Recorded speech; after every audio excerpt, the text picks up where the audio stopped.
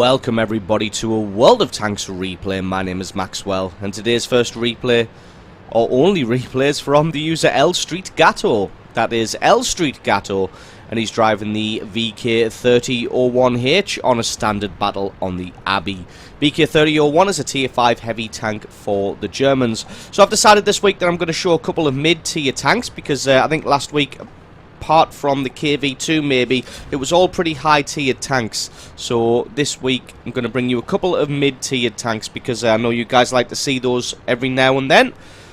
It's always good to see a tier 9 and tier 10 wrecking face, but it's also good to see some of these mid-tier bouts as well, when people can derp real hard and players can come out shining and smelling of roses. So L Street Gatto going to be heading down the right-hand flank. Got a platoon mate here who likes to worry him with his shots. But anyway, going to be heading all the way down the right-hand side. VK3001 is pretty tough, especially when it's top tier. This thing can take a decent amount of punishment, has good armor when it is top tier, and a decent cannon on it as well. I'm heading up this little hill, going to see if he can head off the Panzer III-4 that we saw earlier. Panzer III-4 misses and he gets a nice shot in return. Going to continue pushing down this flank. Thinks to himself that the Panzer III-4 isn't too much of a threat. He's got a T-67 in support. T-67 has a very, very good cannon for its tier. Finds a Panzer S-35. He gets taken out very, very quickly. Panzer III-4 hasn't fallen back quite far enough, and he takes a hit as well. And he's going to continue to fall back now as the T-67 applies some pressure. Panzer 38T coming up from the rear. L Street is loaded, and he takes out the Panzer III-4 very, very easily. Does take some shots from the left-hand side there. Going to have a look towards the Crusader. Can't quite see him, but it looks like a Chinu Kai has him zeroed in and gets some damage through his front plate and through his track. But L Street has a quick look at the map and sees that things aren't going very well back at base. Sees that there's a Wolverine, a Cruiser 4 and a Panzer 1C who've made a very, very quick push through the centre there. And they are threatening the base. Luckily for the Allies, there is a Hetzer and a KV1 there. And the Cruiser 4 and a Panzer 1C are going to find it very, very difficult to damage the KV1 or the Hetzer from the front. But that Wolverine, if he gets into position, he can be dangerous. But it looks like the Cruiser 4, looks like they're all splitting up. Cruiser 4 looks like he's heading back towards this flank. Panzer 1C staying in the centre. That KV1 probably AFK. So the Panzer 1C using him as cover. Looks like the Hetzer may actually be AFK as well. So this is going to be bad for the Allied team, having two top-tiered tanks. Well, the Hetzer's not quite top-tier, but it is a pretty decent tank at this tier. It's going to be bad for them having those two tanks AFK. Although the Hetzer did take out the Panzer 1C, so either he's woken up or he wasn't AFK in the first place. Wolverine still putting shots into the KV1. L Street going to be able to come around the side of the Wolverine here and hopefully take him out. Wolverine is in cover from the other two tanks, but now he's been eliminated. That's kill number 2. Looks like the Cruiser 4 has now returned. He's taking shots at the Hetzer. L Street misses his first shot. His gun is completely zeroed in for the second. Drops back, so he doesn't want to take any fire, but the Cruiser's got nowhere to go. He falls back and gets taken out. L Street takes some damage from the front. Well, not some damage, but bounces a shot from the front. And that's probably going to be from that Churchill 3. It was on the far right-hand road, and has probably just crested that little hill there. If L Street can catch him out in the open, he may be able to apply some good damage to him. Churchill 3, not the fastest tank in the world. Not got that great penetration, so may not be able to damage the VK from the front. And that's a lovely shot to get the top of the Crusader's turret there. And he drops back because he doesn't want to take any more damage.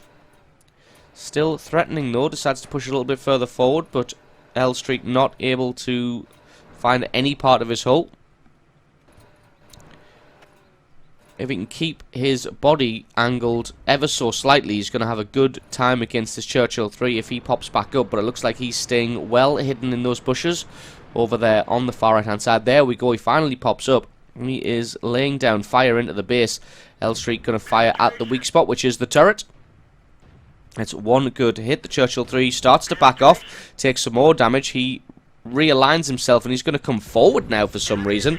I think he's going to drop down off the mountain. He is indeed. Not quite sure what play he's got in mind here, as L Street is going to be able to just obliterate him, although he has left the prediction a little bit lagging behind where the tank actually is. Lands another great shot on the Churchill 3, leaves him with 53 hit points. Now he's going to focus his attention on this B1. Doesn't quite land that shot. Looks like the B1 is focused on somebody else. And that shot did find its target. Almost done 2,000 damage here. If he can get another good roll on the B1, he can take him out, which he does. Now the Crusader comes and pops up. He wants some as well. He gets taken out for kill number 5. Although if we have a quick look at the scoreboards, it is El Street Gato by himself against the Churchill 3, the Chinukai, and that Marder 2. We know that the Churchill 3 only has 43 hit points left.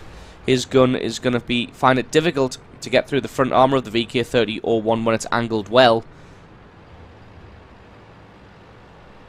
We're not sure how much health the Chinukai or the Marder has.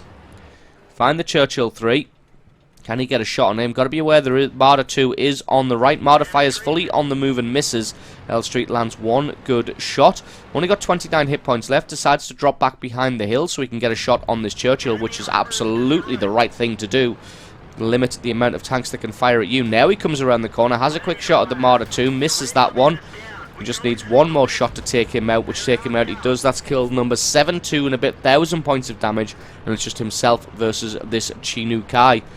Last time we spotted the Chinukai, he was in and around his own base, laying down fire from a camping position, so I can't see him moving too far from that spot. And we're just going to speed this one up a little bit.